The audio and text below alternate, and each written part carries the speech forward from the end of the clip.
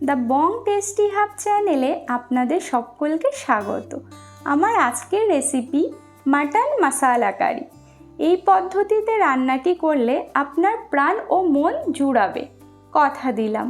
ভিডিওটি স্কিপ না করে শেষ পর্যন্ত দেখতে থাকুন। তো চলুন রেসিপিটি শুরু করা যাক।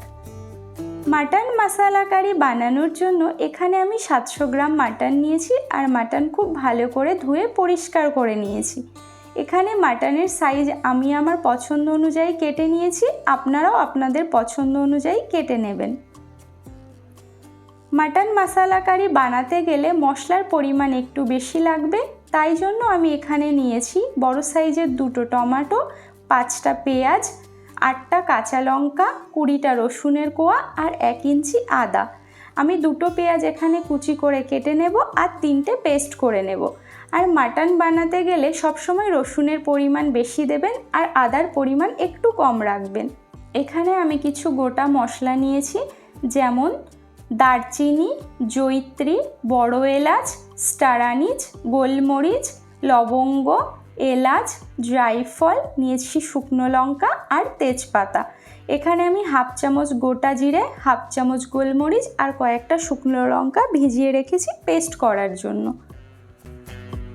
এবার মিক্সার গ্রাইন্ডারে আমি দিয়ে দিচ্ছি রসুন, আদা কুচি আর পেঁয়াজ। এবার এটাকে আমি পেস্ট করে নিচ্ছি। পেস্ট রেডি হয়ে গেছে। এবার আমি টমেটোর পেস্ট বানিয়ে নিচ্ছি।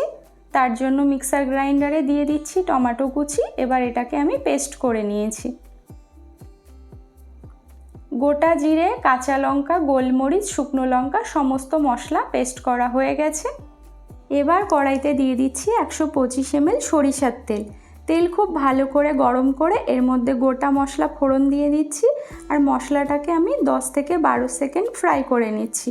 ফ্রাই করা হয়ে গেলে এবার এর মধ্যে দিয়ে দিচ্ছি 2টো পেঁয়াজ কুচি। আপনারা চাইলে রান্নাটি সাদা তেলেও করতে পারেন, বাট সরিষার তেলে করলে টেস্ট এবং ফ্লেভার দুটোই এনহ্যান্স হবে। এবার এর মধ্যে দিয়ে দিলাম 1 চামচ চিনি। চিনি দিলে তরকারির কালার ভীষণ ভালো হয়। তো চিনিটা পেঁয়াজের সাথে ক্যারামেলাইজড হয়ে গেছে, আর পেঁয়াজেও রং ধরে এসছে, দেখুন বাদামি কালার হয়ে গেছে। এবার আমি এর মধ্যে অ্যাড করে দিচ্ছি পেঁয়াজ, আদা আর রসুন বাটা দিয়ে ভালো করে একটু মিক্স করে 1 থেকে 1.5 মিনিট একটু কষিয়ে নেব। তো এই রান্নাটি ধৈর্য সহকারে করতে হবে। তো 1 থেকে 1.5 মিনিট কষানোর পর এবার মাটনগুলো অ্যাড করে দিয়ে খুব ভালো করে মিক্স করে নিচ্ছি। মিক্স করা হয়ে গেলে এবার আমি এর মধ্যে অ্যাড করে দিচ্ছি কাশ্মীরি লঙ্কার গুঁড়ো 1 চামচ আর হলুদ গুঁড়ো 1 চামচ দিয়ে আবারও ভালো করে মিক্স করে নিতে হবে। আর এই সময় ফ্লেমটাকে লো টু মিডিয়ামে রাখতে হবে।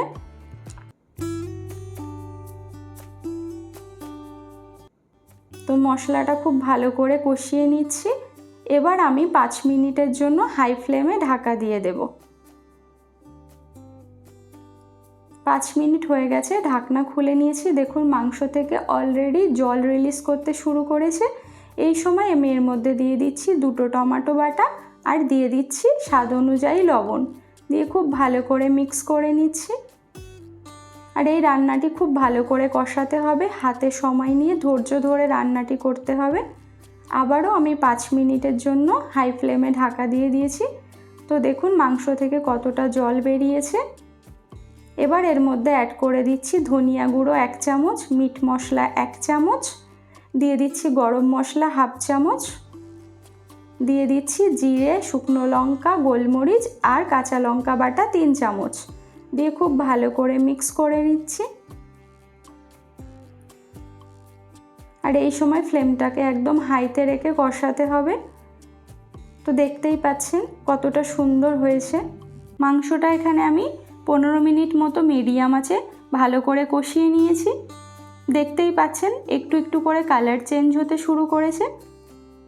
তো খুব ভালো মতো এখানে কষানো হয়ে গেছে। দেখুন কষাতে কষাতে কালার একদম চেঞ্জ হয়ে গেছে আর অলরেডি তেল রিলিজ করতে শুরু করেছে। মাংসটা তার মানে খুব ভালো মতো কষানো হয়ে গেছে। এবার এখানে আমি দিয়ে দিচ্ছি পরিমাণ মতো গরম জল।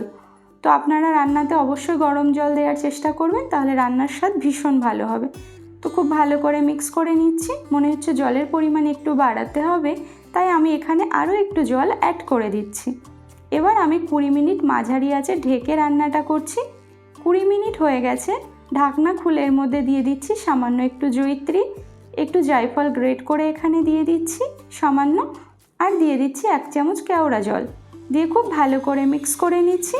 আর মিক্স করা হয়ে গেলে 10 মিনিট একদম লো ফ্লেমে ফুটতে দিতে হবে। তো আপনারা চাইলে এখানে রান্নাটি প্রেসার কুকারেও করতে পারেন, বাট আমি এখানে কড়াইতে করেছি। তো দেখুন দেখতে কতটা সুন্দর হয়েছে, লুকস ডিলিশিয়াস। এবার আমি ফ্লেমটা অফ করে দিয়েছি। তো আমার রেসিপিটি আপনাদের কেমন লাগলো অবশ্যই আপনারা কমেন্ট করে জানাবেন। আর যদি এই রেসিপিটি আপনাদের ভালো লেগে থাকে আর আমার চ্যানেলে যদি আপনারা নতুন হয়ে থাকেন তাহলে চ্যানেলটিকে সাবস্ক্রাইব করে পাশে থাকা বেল বাটনটি অন করে রাখবেন। সবাই ভালো থাকবেন, সুস্থ থাকবেন। Thanks for